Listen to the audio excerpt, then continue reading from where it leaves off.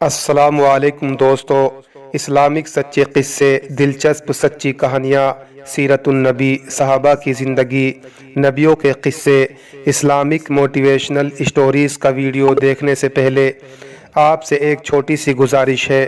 آپ نے ہمارے چینل کو ابھی سبسکرائب نہیں کیا تو سبسکرائب کر لیں تاکہ آنے والی ہر ایک ویڈیو کا نوٹیفیکیشن آپ کو ملتا رہے۔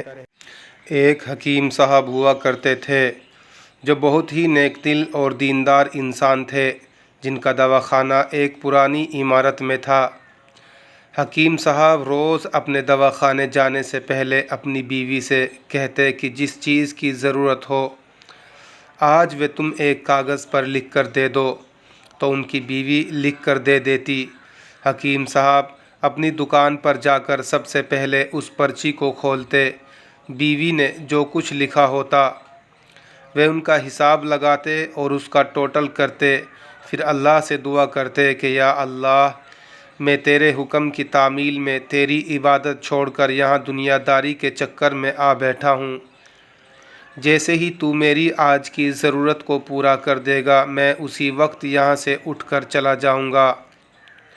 اور پھر یہی ہوتا کہ حکیم صاحب صبح کو 9-10 بجے تک اپنے مریضوں سے فارغ ہو کر اپنے گھر چلے جاتے تھے۔ ایک دن حکیم صاحب نے اپنی دکان کھولی اور رقم کا حساب لگانے کے لیے پرچی کھولی تو وہ پرچی کو دیکھتے ہی دنگ رہ گئے۔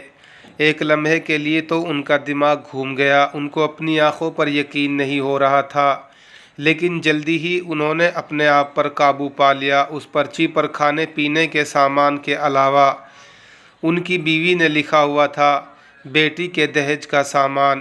حکیم صاحب کچھ دیر سوچتے رہے، پھر سب چیزوں کی قیمت لکھنے کے بعد دہیج کے سامنے لکھ دیا کہ یہ خدا کا کام ہے اور خدا ہی جانے۔ پھر وہ اپنے کام میں لگ گئے۔ 12 مریض آئے تھے جن کو حکیم صاحب نے دوا دے دیا۔ اسی وقت ان کی دکان کے سامنے ایک بڑی سی کار آ کر رکی، لیکن کار کے آنے یا کار کے اندر کون ہے ان حکیم صاحب نے کوئی توجہ نہیں دی، کیونکہ کئی کار والے بھی حکیم صاحب کے پاس اپنا علاج کروانے آتے رہتے تھے۔ یہ سب تو روز کا کام تھا۔ جب سارے مریض اپنی دوا لے کر چلے گئے تو کار والے صاحب کار سے باہر نکلے اور حکیم صاحب کو سلام کیا اور جا کر ان کی دکان میں بیٹھ گئے۔ تو حکیم صاحب نے کہا کہ اگر آپ کو کوئی دوا لینی ہے تو یہاں اسٹول پر آ کر بیٹھ جائیں تاکہ میں آپ کو چیک کر سکوں، اور اگر آپ کو کسی اور مریض کی دوا لے کر جانی ہے تو آپ اس مریض کی حالت بتا دیں۔ پھر وہ صاحب بولے کہ حکیم صاحب مجھے لگتا ہے کہ آپ نے مجھے پہچانا نہیں، لیکن آپ بھلا مجھے پہچان بھی کیسے سکتے ہیں، کیونکہ میں آپ سے 15 سال بعد مل رہا ہوں۔ اپنی پہچان کے لیے میں آپ کو اپنی پرانی ملاقات کے بارے میں بتاتا ہوں۔ جب میں پہلی مرتبہ یہاں پر آیا تھا تو میں یہاں خود نہیں آیا تھا، بلکہ مجھے یہاں خدا نے بھیجا تھا، کیونکہ خدا کو مجھ پر رحم آ گیا تھا اور وہ میرا گھر آباد کرنا چاہتا تھا۔ ہوا کچھ ایسا تھا کہ میں اپنے گاؤں جا رہا تھا، تبھی ہماری گاڑی آپ کی دکان کے سامنے آ کر پنچر ہو گئی۔ ڈرائیور گاڑی کا پہیہ لے کر پنچر لگوانے چلا گیا تھا، تبھی آپ نے دیکھا کہ میں گرمی اور دھوپ میں گاڑی کے پاس کھڑا ہوا ہوں۔ پھر آپ میرے پاس آئے اور دکان کی طرف اشارہ کر کے کہا کہ آپ اندر آ کر بیٹھ جائیے، تو میں نے آپ کا شکریہ ادا کیا اور کرسی پر آ کر بیٹھ گیا۔ ڈرائیور نے کچھ زیادہ ہی دیر لگا دیا تھا۔ ایک چھوٹی سی بچی بھی آپ کی میرے پاس کھڑی تھی اور بار بار کہہ رہی تھی کہ مجھے بھوک لگ رہی ہے، اور آپ اس سے کہہ رہے تھے کہ بیٹی تھوڑا صبر کرو، ابھی تھوڑی دیر میں چلتے ہیں۔ میں یہ سوچ رہا تھا کہ میں آپ کے پاس اتنی دیر سے بیٹھا ہوں، لگتا ہے مجھے آپ سے کوئی دوا خریدنی چاہیے تاکہ آپ میرے بیٹھنے کو زیادہ محسوس نہ کریں۔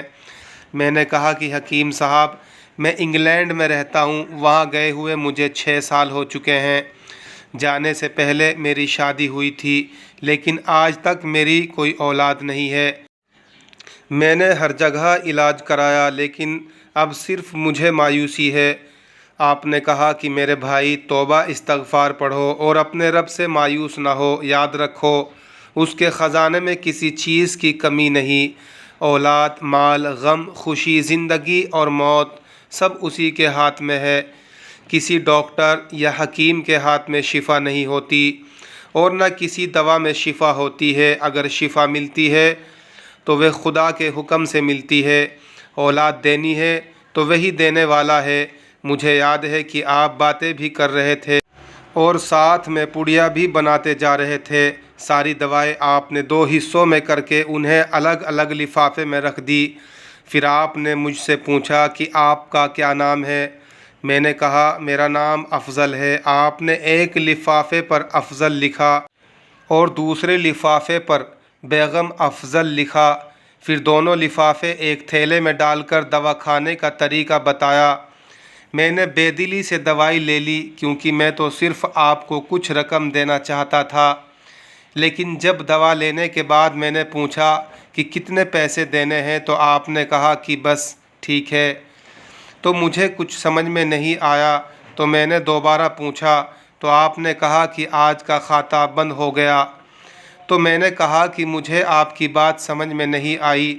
وہیں پر ایک شخص اور موجود تھا، اس نے مجھے بتایا کہ کھاتا بند ہونے کا مطلب ہے کہ حکیم صاحب نے آج کے گھریلو خرچے کے لیے جتنی رقم خدا سے مانگی تھی وہ خدا نے انہیں دے دی ہے، زیادہ رقم وہ نہیں لے سکتے۔ میں بہت شرمندہ ہوا کہ میرے کتنے گھٹیا خیالات تھے اور یہ سادہ سا حکیم کتنا عظیم انسان ہے۔ پھر میں نے اپنے گھر جا کر اپنی بیگم کو یہ دوائی دکھائی اور اسے ساری بات سمجھائی تو بیگم کہنے لگی کہ وہ کوئی انسان نہیں بلکہ ہمارے لیے تو وہ ایک فرشتہ ہے۔ مجھے یقین ہے کہ ان کی دی ہوئی دوا ہمارے لیے ضرور فائدہ مند ہوگی۔ حکیم صاحب، آج میں 3 بچوں کا باپ ہوں۔ خدا نے آپ کو ہماری مدد کا وسیلہ بنایا۔ ہم ہمیشہ آپ کے لیے دعا کرتے ہیں۔ جب بھی میں اپنے گاؤں چھٹی پر آیا تو ہر بار میں آپ کی دکان پر آیا، لیکن مجھے ہمیشہ آپ کی دکان بند ہی ملی۔ میں کل دوپہر کو بھی آیا تھا لیکن آپ کی دکان کل بھی بند ہی ملی۔ آپ کی دکان کے پاس ایک آدمی کھڑا ہوا تھا۔ اس نے کہا کہ اگر آپ کو حکیم صاحب سے ملنا ہے تو آپ صبح 9 بجے آ جائیں، ورنہ ان سے ملنا مشکل ہے۔ اسی لیے میں آج آپ سے ملنے صبح آیا ہوں۔ جب 15 سال پہلے میں نے آپ کی دکان میں آپ کی چھوٹی بیٹی دیکھی تو میں نے بتایا تھا کہ اسے دیکھ کر مجھے میری بھانجی یاد آ رہی ہے۔ میری بھانجی کی شادی اسی مہینے میں ہونی تھی۔ اس کی شادی کا سارا خرچ میں نے اپنے ذمہ لیا تھا۔ میں نے اسے پیسے بھجوائے تھے کہ وہ اپنی مرضی کی چیزیں خرید لے۔ اسے بخار تھا لیکن اس نے کسی کو نہیں بتایا۔ وہ بخار کی دوائی کھاتی رہی اور گھومتی رہی۔ پھر ایک دن تو بازار میں بے ہوش ہو کر گر گئی۔ اسپتال لے جانے کے بعد پتہ چلا کہ اسے بہت تیز بخار ہے اور وہ بے ہوشی کی حالت میں وہیں دنیا سے چلی گئی۔ اس کے انتقال ہونے کے بعد نہ جانے کیوں مجھے اور میری بیوی کو آپ کی بیٹی کا خیال آیا۔ ہم نے یہ فیصلہ کیا کہ ہم دہیج کا سارا سامان آپ کی بیٹی کے لیے پہنچا دیں گے اور اگر شادی جلدی ہو گئی تو سارا انتظام خود ہی کریں گے، اور اگر ابھی کچھ وقت ہوا تو نقد رقم پہنچا دیں گے۔ حکیم صاحب، میری آپ سے یہ گزارش ہے کہ آپ ان سب کے لیے مجھے منع نہیں کریں گے۔ یہ سن کر حکیم صاحب حیران اور پریشان تھے اور پھر بولے، افضل صاحب، آپ جو کچھ کہہ رہے ہیں مجھے تو یقین نہیں ہو رہا ہے۔ میں نے آج صبح بیوی کے ہاتھ سے لکھی ہوئی پرچی دیکھی۔ پرچی میں کھانے پینے کے سامان کے علاوہ دہیج کا سامان لانے کو بھی لکھا ہوا تھا، اور آپ خود ہی دیکھ لیجئے پرچی پر کیا لکھا ہوا ہے۔ یہ کہہ کر حکیم صاحب نے پرچی افضل کو تھما دی۔ افضل صاحب نے جب پرچی دیکھی تو وہ دیکھ کر حیران ہو گئے۔ اس پر لکھا تھا کہ یہ خدا کا کام ہے، خدا ہی جانے۔ حکیم صاحب نے کہا کہ افضل صاحب، یقین مانیے جو بھی میری بیوی نے پرچی پر لکھا ہو، آج تک ایسا نہیں ہوا کہ ان سب چیزوں کو لانے کا بندوبست نہ ہوا ہو۔ آپ کی بھانجی کی وفات کا مجھے بہت افسوس ہے، لیکن میں اس پاک رب کی قدرت پر حیران ہوں کہ جو ہمیں کیا کیا معجزے دکھاتا ہے۔ اس طرح حکیم صاحب کی بیٹی کے دہیج کے سامان کا انتظام ہوتا ہے اور بڑے دھوم دھام سے ان کی بیٹی کی شادی ہوتی ہے۔ دوستو، یہ کہانی تو بس یہیں پر ختم ہو جاتی ہے، مگر اس میں ہمارے لیے ایک سبق ہے کہ اللہ ہی پر بھروسہ کرنا چاہیے اور اللہ سے کبھی نا امید نہیں ہونا چاہیے، کیونکہ اللہ فرماتا ہے کہ مایوسی گناہ ہے، اور تم مجھ پر یقین کر کے تو دیکھو، میں